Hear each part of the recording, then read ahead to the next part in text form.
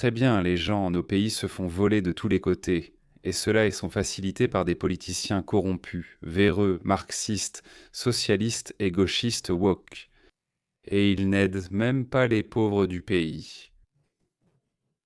Ils font venir des gens de culture du tiers-monde où la vie est difficile, où les gens tuent en d'autres personnes juste pour une miche de pain ou pour une banane.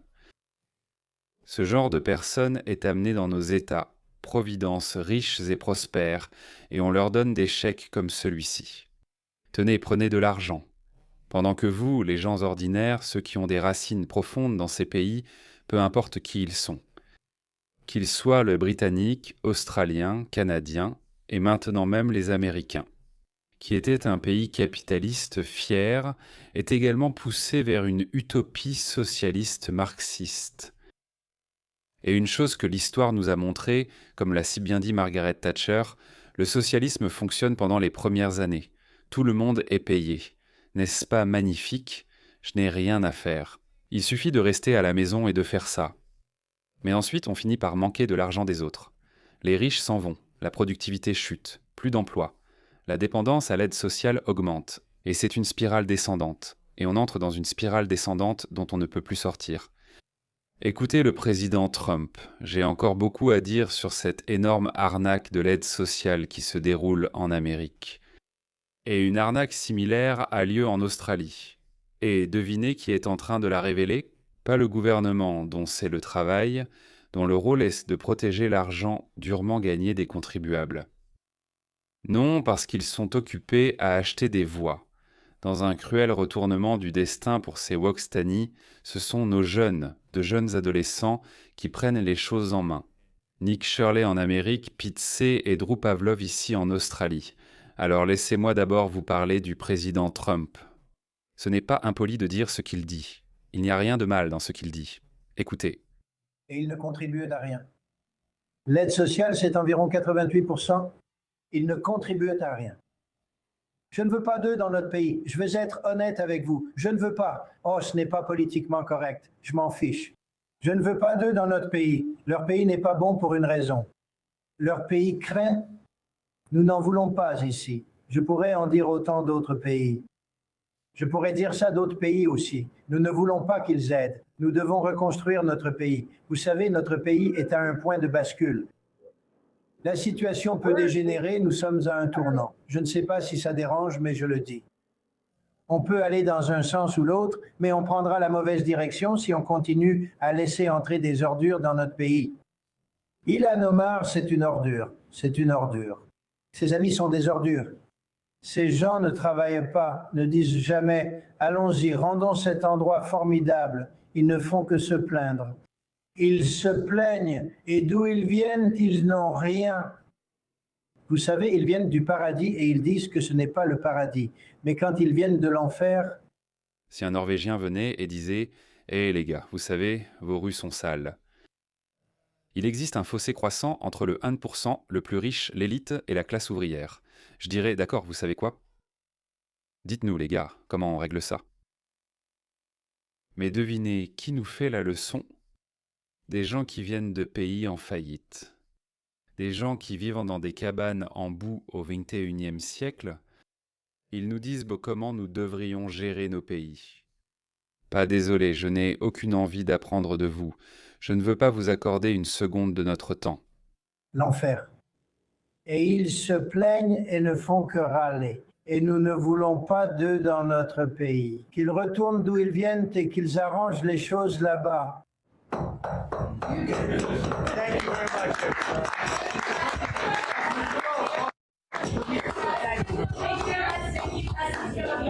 USA, USA. Allez les gars, il faut être impitoyable. Il faut être impitoyable. Regardez ça. Ensuite, le président Trump a publié ceci. Les statistiques ne mentent pas, les gars. Les personnes venant du Canada et du Mexique en Amérique apportent en moyenne plus d'un demi-million de dollars. Scandinavie, Norvège, Danemark, Suède, qui d'ailleurs la Suède est foutue parce qu'ils ont ouvert leurs frontières aux migrants du tiers-monde. Océanie, dont l'Australie, plus d'un demi-million de dollars. Japon, plus d'un demi-million de dollars. Royaume-Uni, le même Royaume-Uni qui est submergé par la dette, voyant ses rues commerçantes se faire détruire. Ce Royaume-Uni, les Britanniques de souche, quand ils vont en Amérique, quand ils viennent en Australie, ils enrichissent en ces pays. D'accord, donc ce sont les bons pays, hein.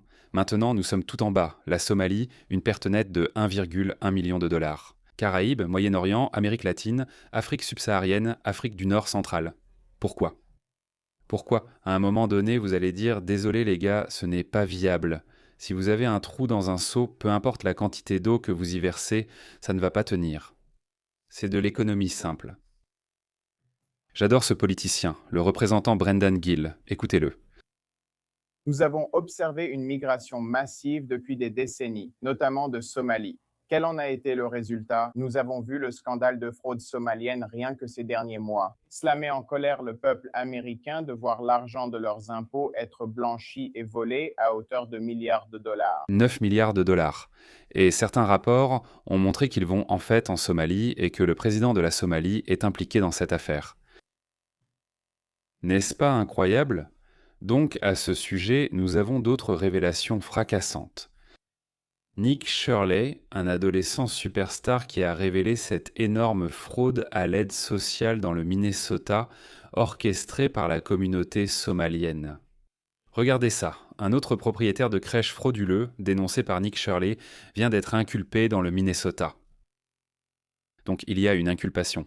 Fahima Ega Mahmoud est accusée de fraude électronique et de complot pour avoir volé 4,6 millions de dollars. Regardez-les les gars, 4,6 millions de dollars. Je n'ai jamais vu autant d'argent d'un coup.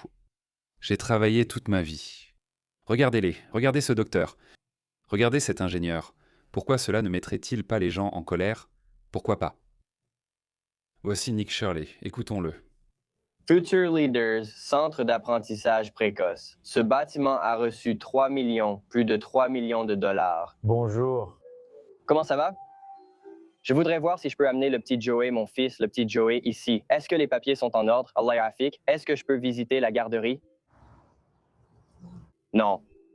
Pourquoi je ne peux pas visiter la garderie? C'est drôle, d'accord, mais si je ne peux pas obtenir de papier pour inscrire mon fils Joey à la garderie, nous aimerions vraiment inscrire Joey. Elle ne comprend sûrement pas. Le pauvre Joey n'ira pas. On a entendu beaucoup de bien de cette garderie. Ce n'est pas non. J'aimerais avoir votre carte de visite, en fait. À vous quand je reviendrai. D'accord, puis-je parler à quelqu'un? Où sont les enfants? Y a-t-il des enfants ici aujourd'hui? Non, Pas d'enfants. Oui. Pourquoi n'y a-t-il pas d'enfants? nous sommes trop durs. Pour lâcher prise, est-ce que mon fils, le petit Joey, aurait des amis avec qui jouer ici? Non, non. Parce qu'il n'y a pas d'enfants ici. Honnêtement, je ne laisserai pas mes enfants ici, même si c'était légitime. Non, pas d'amis pour le petit Joey. Oui. Zut. Eh bien, passez une bonne fin de journée. Donc, le petit Joey ne serait pas accepté dans cette garderie. Joey est toujours sans abri. Joey cherche toujours une garderie. Écoutons Nick Shirley. Elle fait une révélation. Cette femme semble blanche. Je crois qu'elle était impliquée dans la fraude. Regardez encore, ce n'est pas raciste. Si des Australiens et des Autochtones sont impliqués là-dedans, mettez-les aussi en prison. Mais le plus drôle, c'est que s'ils faisaient en ça tout seuls, sans être de mèche avec d'autres minorités ethniques, alors ils auraient été punis. Mais parce qu'ils sont de mèche avec des étrangers, avec des migrants, avec des personnes d'origine étrangère, ils ne veulent pas s'en prendre à eux. Elle ne peut pas représenter ce programme. Il y a 90 autres personnes sur lesquelles on pourrait plutôt se concentrer, peut-être même Ilhan Omar. Oui, à 100%.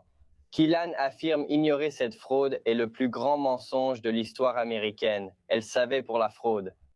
Et aujourd'hui, ils viennent en fait d'inculper pénalement l'une des femmes impliquées dans Feeding Our Future, dont la garderie a été utilisée pour la fraude Feeding Our Future. Et j'ai dénoncé sa garderie dans ma vidéo qui est devenue virale. Et cette personne a maintenant été inculpée. Et c'était la même garderie qui a servi à faire tourner Feeding Our Future. D'accord. Et tu dis, Nick, que tu as mené l'enquête, tu as fait les recherches, et tu dis, bien sûr, qu'Omar savait. What? Les gars, je ne peux pas, je suis sûr que c'est pareil pour vous. Je suis impatient de voir Ilhan Omar inculpé pour fraude à l'immigration. Si c'est vrai, je pense que c'est vrai. Sinon, nous devrions alors nous excuser, parce que c'est une accusation vraiment grave si ce n'est pas vrai. Mais je pense vraiment que c'est vrai parce que je sais que les gens font n'importe quoi pour obtenir une carte verte et devenir citoyen. Tu ne comprends pas. Les Blancs ne comprennent pas à quel point les gens des pays du tiers-monde sont désespérés. Tu ne comprends pas. Quand tu dois faire tes besoins dans la rue, qu'est-ce que tu crois que ces gens sont prêts à faire pour avoir accès à vos merveilleux pays? Regarde juste l'Europe. Ils viendront. Ils continueront à venir. Ils continueront à venir. Comme une attaque de zombies. Ça ne s'arrêtera pas à moins que vous disiez « stop ». Et une fois qu'ils seront à l'intérieur, tu penses qu'ils vont soudainement devenir des Américains? Que signifie l'Amérique? Que signifie n'importe quel pays? Qu'est-ce que ça veut dire être australien ou américain? Il faut des siècles au pays pour établir des institutions. Ces institutions politiques, toutes ces institutions, elles s'établissent. Elles s'établissent au fil du temps, sur des décennies, sur de nombreuses générations. Et ces générations s'accordent sur certaines valeurs. Je recommande ce livre encore et encore. Veuillez lire ce livre. Je crois qu'il s'appelle Australie de Tony Abbott. Livre merveilleux. Il explique pourquoi nous avons cette tendance australienne à rabaisser ceux qui réussissent. Il explique en quoi nous sommes subtilement différents des Américains et comment nous sommes subtilement différents des Britanniques. Et ces différences subtiles, ces valeurs ont façonné notre société et nos pays. Maintenant, vous faites venir des gens de Somalie, d'Afghanistan, comme le dit notre Premier ministre. Ce mauvais Premier ministre dit « Je ne vois pas de différence entre un migrant et un Australien. » Ces valeurs façonnent notre société. C'est réglé, vous savez. Si vous aviez des doutes auparavant, il n'y a plus de doutes maintenant. La preuve était dans les résultats. Regardez vos quartiers, ils tombent littéralement en ruine. Donc, nous avons l'équivalent de Nick Shirley. Il s'appelle Pete Zid. Il a été inspiré par Nick Shirley. Et nous avons un programme national d'aide au handicap en Australie où ces entrepreneurs, pour la plupart d'origine étrangère, commettent le même genre de fraude que vous avez vu au Minnesota de la part des Somaliens. Alors écoutez ça, regardez ça, Pete C, regarde ça. Où est cette vidéo? Je veux vous montrer ça, regardez cette vidéo. Nous l'avons vu sortir, nous l'avons vu. Hijabi, ça fait mauvais genre, les gars. Ça fait mauvais genre, les gars. Ça fait mauvais genre. Le voir sortir hier. Moi. Je lui ai demandé si cet homme qui a volé 340 000 $ dirige cette entreprise. Eh bien... C'est dans l'intérêt public. Arrêtez de me filmer. On pose des questions sur Jamal, parlons à Tia. Nous essayons de poser des questions sur la soumission de Jamal. Qu'est-ce que je t'ai dit? Et il a volé 340 000 $ à Freedom Care Group. Comme quoi? Il a dit... Toi, nous l'avons vu sortir. Nous l'avons vu sortir hier. Nous l'avons vu sortir hier, clairement par cette porte. Clairement par cette porte. Pourquoi ne pas poser ces questions? Quel est le problème? Tu joues très intelligemment, je l'admets. Très intelligent. Il s'en est très bien sorti, très honnête. Non, tu es très calme, j'apprécie ça, il n'y a rien à cacher. Est-ce qu'elle appelle la police ou est-ce qu'on essaie juste de savoir si elle appelle la police? Pouvez-vous confirmer que vous ne gérez pas l'entreprise pour Jamal et qu'il ne vous a pas seulement nommé directeur? D'accord, d'accord. Tu jurerais sur la vie de ta mère? C'est pour ça la vie de ta mère. C'est sur la vie de ma mère. Non. Ne te préoccupe pas de la vie de ma mère. Non, je veux que tu jures sur la vie de ta mère. Pourquoi? Parce que tu as dit que c'est vrai. Je ne sais pas quoi en faire. Mais tu as juré sur la vie de ma mère. Qu'est-ce que tu me demandes de faire? Non, j'ai dit de jurer sur la vie de ta mère. Ouais, pas de problème. Ouais, ne jure pas sur la vie de ma mère parce que tu mens. Alors, ne jure pas sur la vie de ma mère. Sur la vie de ta mère et sur la vie de ma mère. Ne jure pas. Ne le fais pas sur la vie de ma mère. Tu as tout commencé. Alors tu prends le nom de ta maman. Pourquoi tu me menaces maintenant? Je ne suis pas prête. Ce n'est pas une menace. Pourquoi tu me le dis comme une menace? Je ne te menace de rien. Je ne le fais pas. Regarde, ce gars est intelligent. Ce gars est intelligent. Alors, on a découvert qu'il y avait une fraude massive. D'accord, écoute celle-là. Nous avons découvert une sorcière vaudou que vous allez bientôt voir et qui gère encore des services d'aide aux personnes handicapées, financés par les contribuables australiens, alors qu'elle fait toujours l'objet d'une enquête pour la mort suspecte d'un participant. C'est terrible. Voilà à quel point nos gouvernements sont devenus médiocres. Ils s'en fichent parce que ce n'est pas leur argent. Ça ne sort pas de la poche d'Anthony Albert Greasy. Ça sort de notre poche. Là, je remets un prix à une arnaqueuse, Marsha. Le business le plus rentable du monde. Se faire agresser par un manifestant. Marine Farouki? Avez-vous un commentaire sur la fraude au NDIS et la raison de votre vote contre? Cette Pakistanaise, cette sénatrice d'origine pakistanaise, Marine Faruqi, est une woke d'extrême gauche. Elle est chef adjointe ou chef du parti des Verts. Et vous savez, les Verts sont excentriques. Donc Pauline Hanson a demandé une enquête sur cette énorme arnaque élaborée, l'arnaque du NDIS. Elle a voté non. Pourquoi ? Pourquoi quelqu'un dirait-il « Je ne veux pas que vous enquêtiez sur une possible fraude ». Pourquoi dire ça ? La fraude, c'est mal, tout le monde est d'accord. Vous devriez dire qu'il n'y a pas de fraude. C'est une chose de dire qu'il n'y a pas de fraude. C'est une théorie du complot. Et si on enquêtait ? Non, ils le savent parce qu'ils créent une utopie socialiste. Ils redistribuent chez la richesse. Et ce que ces idiots ne comprennent pas, c'est qu'on ne peut pas utiliser l'argent des autres. On ne peut pas distribuer l'argent des autres. Confronter un homme qui a volé 340 000 $. Arrête de me filmer. On essaye juste de poser des questions sur les abonnés de Jamal. Demandons à Tia. On essaye de demander, d'accord? Donc c'est une longue vidéo. Je mettrai le lien dans la description. Vous voyez, je voulais vous montrer que c'est énorme. Il y a une énorme arnaque en cours. Ça se passe partout. Et les gens en ont assez, les gars. On en a assez. À quoi bon travailler dur ? À quoi ça sert de se lever chaque jour, de travailler dur et de payer des impôts ? Pourquoi ne pas rester chez soi ? Quelqu'un a fait un calcul en Australie. Voilà à quel point c'est grave là-bas. Une famille de migrants avec 3 enfants, d'accord, une famille de migrants avec 3 enfants recevra 83 000 $ pour le foyer. D'accord, 83 000 $. Le revenu moyen en Australie pour une personne est de 73 000 $ ou quelque chose comme ça. Quelque chose comme 70 000 ou 73 000 $. Alors, répétez-moi encore, je viens d'Afghanistan. J'ai amené une femme. J'en ai plus, 5, 6 enfants. Je reçois 100 000 à la place. Par an, ça c'est la première femme. Et si j'en ai une autre, femme numéro 2. Nos gouvernements savent qu'ils pratiquent la polygamie, la bigamie même. Nos lois ne reconnaissent pas leur mariage multiple. Elles ne le font pas. Mais elles reconnaissent les petites amies. Elles reconnaissent les enfants. Alors ils font leur nikah, le mariage islamique, à la mosquée. Ils viennent ici et disent « J'ai 3 enfants avec une femme, 4 avec une autre ». Puis cette femme va chez Centrelink et commence à toucher de l'argent.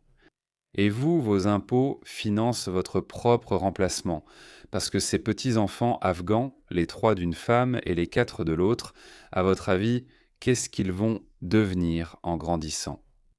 Oh, je peux vous le dire. Je peux vous assurer que 99% d'entre eux ne seront pas comme Harris Sultan. Ils vont détester l'Australie. Ils vont œuvrer pour établir un califat en Australie. Et ils vont saper l'Australie. Ils vont abuser de l'Australie. Et vous savez quoi ? Quand nous dirons de les expulser, vous savez ce qu'ils vont dire ? Comme les musulmans en Grande-Bretagne le disent, nos ancêtres sont venus ici. Nous avons construit ce pays. Nous, les immigrés, avons construit ce pays. Alors qu'en Australie, jusqu'aux années 80, tous les migrants étaient blancs. Tous les immigrés étaient un blanc, tous anglo-saxons au départ venant surtout de Grande-Bretagne, de Nouvelle-Zélande ou d'Amérique. Après la Seconde Guerre mondiale, des Grecs et des Italiens sont arrivés. Voilà pourquoi on a besoin d'One Nation. Voilà pourquoi il nous faut 4 ans de plus avec J.D. Vance. Je choisis J.D. Vance. J'espère avoir Marco Rubio, mais j'accepterai n'importe qui sauf les démocrates. Pas de gauchistes, ils vont tout gâcher. Ils vont détruire ces pays à la recherche de leur utopie marxiste. Au final, on va finir dans une dystopie. Et rejoignez mon groupe Telegram. Le lien est dans la description, là où tous les patriotes occidentaux se réunissent et partagent leurs idées. Nous construisons une communauté. On en a besoin et on va en avoir besoin. Patriotes d'Amérique, du Canada, de Grande-Bretagne ou de Nouvelle-Zélande, rejoignez-nous.